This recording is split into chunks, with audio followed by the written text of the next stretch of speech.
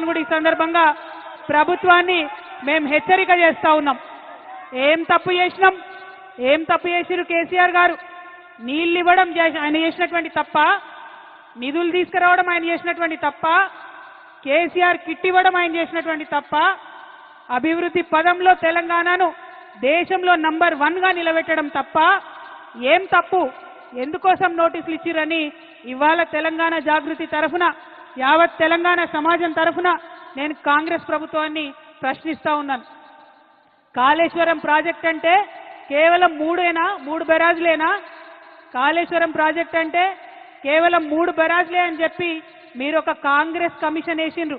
అది judicial commission కాదు, ఏం కాదు, కేవలం అదొక రాజకీయ కమిషన్, కాంగ్రెస్ కమిషన్. అది 21 పంప్ హౌజ్లు ఉన్నాయి కాళేశ్వరంలో, 15 రిజర్వాయర్లు ఉన్నాయి, 200 కిలోమీటర్ల పైచిల్కు టన్నెల్లు ఉన్నాయి, 1500 కిలోమీటర్ల పైచిల్కు కాలువలు ఉన్నాయి. కాళేశ్వరంలో ఎత్తిపోసిన మట్టితోని దాదాపు 300 పిరమిడ్లు కట్టొచ్చు. కాళేశ్వరంలో వాడినటువంటి స్టీల్తోని ఒక 100 ఐఫిల్ టవర్లు కట్టొచ్చు. కాళేశ్వరంలో పోసినటువంటి కాంక్రీట్ తోని ఒక 50 బుర్జ్ ఖలీఫాలు కట్టొచ్చు. అంత పెద్ద ప్రాజెక్టు కాళేశ్వరం. కాళేశ్వరం ప్రాజెక్టు మొత్తం కంప్లీట్ అయితే 35% తెలంగాణ భూభాగానికి సాగునీరు ఇచ్చేటటువంటి ప్రాజెక్టు కాళేశ్వరం ప్రాజెక్టు. 40 టీఎంసీలతోని శాశ్వతంగా హైదరాబాద్కు మంచినీళ్ళు ఇచ్చేటటువంటి ప్రాజెక్టు కాళేశ్వరం ప్రాజెక్టు. 16 టీఎంసీలతోని మన పరిశ్రమలన్నిటికీ కూడా నీళ్ళు ఇచ్చేటటువంటి ప్రాజెక్టు కాళేశ్వరం ప్రాజెక్టు. ఇన్ని ప్రయోజనాలు ఉన్న ప్రాజెక్టు, ఒక నదిని మొత్తం ఎత్తిపోసినటువంటి ప్రాజెక్టు, ఎక్కడో 90 మీటర్ల అడుగున ఉండే నీళ్లను 630 మీటర్ల పైకి ఎత్తిపోసేటటువంటి project. Multi level lift irrigation scheme, మామూలు multi level lift irrigation scheme కాదు, world's largest multi level lift irrigation scheme. నేను ఇవాళ ఛాలెంజ్ చేస్తా ఉన్నా, కేసీఆర్ కాబట్టి, గట్టి గుండె కాబట్టి, ధైర్యం ఉంది కాబట్టి ఇటువంటి ప్రాజెక్ట్ని ఆయన ఆలోచన చేయగలిగిండు. ఈ కాంగ్రెస్ ప్రభుత్వం కనీసం కల కూడా కనలేదు అటువంటి ప్రాజెక్టు కట్టాలి తెలంగాణకని. ఆయన తెలంగాణ యోధుడు, నీళ్ల కోసం పుట్టినటువంటి ఉద్యమం కాబట్టి గోదావరి నదిలో నీళ్లు మన వాటా మనకు రాకపోతే తెలంగాణ ఎడారిగా మారుతుందనే విషయం కేసీఆర్ గారికి తెలుసు కాబట్టి ఇంత పెద్ద ప్రాజెక్టుకి ఆయన రూపకల్పన చేసిండు. అంతకుముందు రాజశేఖర రెడ్డి గారు ప్రాణహిత చేవెళ్ల ప్రాజెక్ట్ అని పెట్టి కేవలం 16 టీఎంసీలు తెలంగాణకు వచ్చేటట్టుగా ప్లాన్ చేస్తే కేసీఆర్ గారు దాన్ని మార్చి 16 టీఎంసీలు నిలవ ఉండడం కాదు, 141 టీఎంసీలు నిలవ ఉండాలే అని రిజర్వాయర్లు 15 రిజర్వాయర్లు కట్టిండు. నా తెలంగాణ రైతు ఎన్నడూ కూడా మొగులకు ముఖం పెట్టి చూడొద్దు, వాన పడ్డా పడకపోయినా తెలంగాణ సస్యశ్యామలంగా ఉండాలని కట్టినటువంటి ప్రాజెక్టు కాళేశ్వరం ప్రాజెక్టు. మీ అందరికీ తెలుసు, ఆనాడు జలయజ్ఞం పేరుతో ధనయజ్ఞం చేస్తే మెగా కృష్ణారెడ్డి లాంటి వాళ్లకు 90% కాళేశ్వరం పనులు ఇచ్చిండ్రు. మనం తెలంగాణ తెచ్చుకున్న తర్వాత కంటిన్యూ చేసుకుంటూ పోయినాం, రీడిజైన్ చేసుకున్నాం ఆ ప్రాజెక్ట్ని. ఇవాళ నిర్మల్కి, నిజామాబాద్కి, కరీంనగర్కి, వరంగల్కి, మెదక్కి, నల్గొండకి, ఖమ్మంకి, ఇన్ని జిల్లాలలో లక్షల ఎకరాలకు నీళ్ళిచ్చే ప్రాజెక్టు కాళేశ్వరం ప్రాజెక్టు.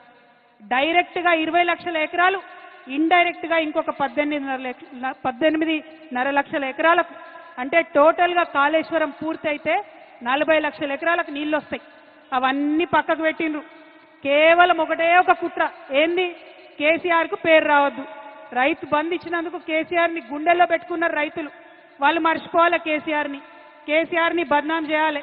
అందుకోసం వేసినటువంటి కమిషన్ ఇది తప్పితే ఇంకొకటి కాదు. ఇవాళ నేను ఛాలెంజ్ చేస్తా ఉన్నా ముఖ్యమంత్రి గారిని, మీ గురువు గారు చంద్రబాబు నాయుడు గారు 200 టీఎంసీ గోదావరి నీళ్లు ఎత్తుకపోతా ఉంటే బనకచెర్లకు నేను తీసుకుపోతా అని ఆయన బాజాప్తా కాలర్ ఎగ్రేసి చెప్తా ఉంటే ఎందుకు మీకు ధైర్యం వస్తలేదు లేఖ రాయడానికి? అపెక్స్ కౌన్సిల్ మీటింగ్ పెట్టమని మీరు ఎందుకు అడగలేకపోతా ఉన్నారు? क्या मजबूरी है भाई रेवंत रेड्डी साहब का? कई को नहीं लेटर निकले? हमारा पूरा गोदावरी आंध्रा को लेके जा रहे, हमारा पानी पूरा आंध्रा को लेके जा रहे, क्यों नहीं लेटर लिख रहे? ముఖ్యమంత్రి గారు నేను డిమాండ్ చేస్తా ఉన్నా, గోదావరి పెన్నా లింకేజ్ పేరుతో ఏదైతే ప్రాజెక్టు కట్టి బనకచెర్లకు నీళ్లు తీసుకుపోతా ఉన్నారో అది మీరు తక్షణమే ఆపాలే. మన భూభాగంలో తుపాకుల గూడెం దగ్గరనే ఆ లింకేజ్ పాయింట్ ఉండాలని చెప్పి మీరు ఇమీడియట్గా కేంద్ర ప్రభుత్వానికి అపెక్స్ కమిటీకి లెటర్ రాయాలని తెలంగాణ జాగృతి తరఫున ప్రభుత్వాన్ని డిమాండ్ చేస్తూ ఉన్నాం. అదేవిధంగా ఇంకొక మాట మనందరం ఆలోచించుకోవాలి. మనం ఒక చిన్న ఇల్లు కడితేనే అనేక ఇబ్బందులు అవుతాయి, ఏదో ఒక సమస్య వస్తుంది. ఇంత పెద్ద ప్రాజెక్టు కట్టి 40 లక్షల ఎకరాలకు నీళ్ళు ఇవ్వాలంటే చిన్న చిన్న సమస్యలు చాలా వస్తాయి. ఈ మేడిగడ్డ పిల్లర్ ఒకటి కుంగింది, ఇంకొక రెండిటికి పగుళ్ళు వచ్చినాయి. మరి రిపేర్ చేయొచ్చు కదా. రిపేర్ చేసి కేసీఆర్ గారు ఎట్లయితే 20 లక్షల ఎకరాలకు నీళ్ళు ఇచ్చిండ్రో ఇవ్వచ్చు కదా. ఇప్పుడు ఈ కాంగ్రెస్ అధికారంలోకి వచ్చినాక 3 పంటలకు కూడా నీళ్ళు లేకుండా రైతులు నిండబెడుతున్నారు. కేవలం స్వార్థం, కేవలం కుట్ర. మరి ఇదే మెగా కృష్ణారెడ్డి గారు 21 పంప్ హౌజులు ఉంటే 20 పంప్ హౌజులు ఆయనే చేస్తాడు మెగా కృష్ణారెడ్డి. మెగా కృష్ణారెడ్డిని కమిషన్ ముందుకు పిలిచే ధైర్యం రేవంత్ రెడ్డి గారికి లేదు. చాలా సిగ్గుపడాల్సిన విషయం. ఇవాళ కాంగ్రెస్ ఉందంటే ప్రజల కోసం పనిచేస్తలేదు, కమిషన్ల కోసం కాంట్రాక్టర్ల కోసం మాత్రమే పనిచేస్తున్నది. నిజంగా తెలంగాణ పౌరుషం చూపించాల్సినటువంటి సమయం వచ్చింది. రేవంత్ రెడ్డి గారిని, కాంగ్రెస్ ప్రభుత్వాన్ని నిలదీయాల్సినటువంటి సమయం వచ్చింది. మీరు కేసీఆర్ గారికి నోటీస్ ఇచ్చే ముందు 90% పంప్ హౌజులు కట్టినటువంటి కాంట్రాక్టర్ని ఎందుకు ఇడిచిపెట్టినరో ప్రజలకు చెప్పాల్సినటువంటి అవసరం ఉన్నది. అంటే ఇది కేవలం కుట్ర అన్న విషయం ప్రజలకు అర్థమవుతుందన్న సందర్భాన్ని తెలియజేస్తూ, మరి కాంగ్రెస్ పార్టీ ఇట్లా తెలంగాణకు ద్రోహం చేస్తుంటే బీజేపీ పార్టీ ఏం చేస్తుంది? ఎందుకు ఇప్పుడు వాళ్ళ పరిస్థితి ఏంటిది? చంద్రబాబు నాయుడు మీద ఆధారపడే కేంద్రంలో వాళ్ళు అధికారంలో ఉన్నారు. అందుకని చంద్రబాబు నాయుడు గారు తెలంగాణకు ద్రోహం చేసి జలదోపిడీ చేసుకుంటుంటే కూడా కిషన్ రెడ్డి గారు ఒక్క మాట మాట్లాడరు, బండి సంజయ్ గారు ఒక్క మాట మాట్లాడరు. 8 మంది ఎంపీలను గెలిపించి 8 మంది ఎమ్మెల్యేలను గెలిపిస్తే 8 రూపాయలు కూడా మనకు బడ్జెట్ లేకపోతే మాట్లాడేటటువంటి ధైర్యం లేదు. బీజేపీ పార్టీలో ఒకడే ఒకడు తెలంగాణ బిడ్డ ఈటెల రాజేంద్రన్ ఉన్నాడు, మరి ఆయనన్న మాట్లాడతాడేమో అని నేను అనుకున్నా. కానీ గోదావరి నీళ్లు అక్రమంగా చంద్రబాబు నాయుడు గారు తరలించకపోతుంటే ఈటెల రాజేంద్రన్న కూడా మాట్లాడలే. అన్నా రాజేంద్రన్న, తెలంగాణ ఆడబిడ్డల తరఫున, తెలంగాణ రైతుల తరఫున, తెలంగాణ జాగృతి తరఫున నేను మిమ్మల్ని రిక్వెస్ట్ చేస్తా ఉన్నా. ఆనాడు ఉద్యమంలో మనం ఏమన్నాం?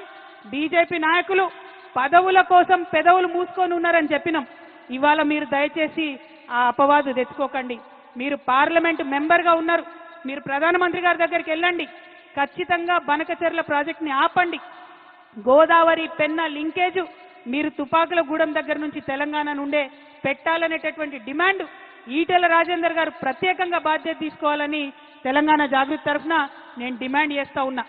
అదేవిధంగా ఇవాళ కాళేశ్వరం ప్రాజెక్టుకి 1,15,000 కోట్ల అనుమతులు ఉన్నాయి. సిడబ్ల్యూసీ నుంచి అన్ని రకాల అనుమతులు ఉన్నాయి, పర్యావరణ అనుమతులు ఉన్నాయి. ఖచ్చితంగా కాళేశ్వరానికి నేషనల్ ప్రాజెక్ట్ స్టేటస్ తీసుకొచ్చేటటువంటి బాధ్యత కూడా ఈటెల రాజేందర్ అన్న తీసుకోవాలని చెప్పి నేను ఈ సందర్భంగా డిమాండ్ చేస్తా ఉన్నా. మరి మీ అందరినీ నేను కోరేది ఒకటే, తెలంగాణ ఉద్యమం పుట్టిందే నీళ్ల కోసం, నిధుల కోసం, నియామకం కోసం. ఇవాళ నీళ్లలో అన్యాయం జరుగుతుంటే చూసుకుంటూ ఊరుకునేదే లేదు. ఒకవేళ మనం డిమాండ్ చేసినట్టు ముఖ్యమంత్రి గారు ఉత్తరం రాయకపోయినా, బీజేపీ పార్టీ వాళ్ళు చర్యలు తీసుకోకపోయినా తెలంగాణ జాగృతిని గల్లీ నుండి ఢిల్లీ దాకా ఉద్యమం చేస్తాం. మన గోదావరి నీటిలో మనకు రావాల్సిన 1000 టీఎంసీలు వచ్చేంత వరకు ఒక్క బొట్టు కూడా బనకచెర్లకు తరలిపోకుండా ఉద్యమాలు చేస్తామని సందర్భంగా తెలియజేస్తూ, మరి ఇక్కడికి పెద్ద ఎత్తున వచ్చినటువంటి నాయకులకు అందరికి కూడా మనస్ఫూర్తిగా ఉద్యమాభివందనాలు తెలియజేస్తా ఉన్నాను. కేసీఆర్ గారికి నోటీస్ ఇచ్చిరంటే యావత్ తెలంగాణకు నోటీస్ ఇచ్చినట్టే అని భావిస్తూ, మరి కేసీఆర్ గారికి నోటీసులు ఇచ్చి మీరు ఇబ్బంది పెట్టేటటువంటి ప్రయత్నం చేస్తే మేమందరం కూడా ఒక రక్షణ కవచంగా వారి చుట్టూ ఉంటాం. కేసీఆర్ గారి మీద ఈగ వాళ్తే కూడా ఊరుకోమని చెప్పినాం. ఖచ్చితంగా అదే పదునైనటువంటి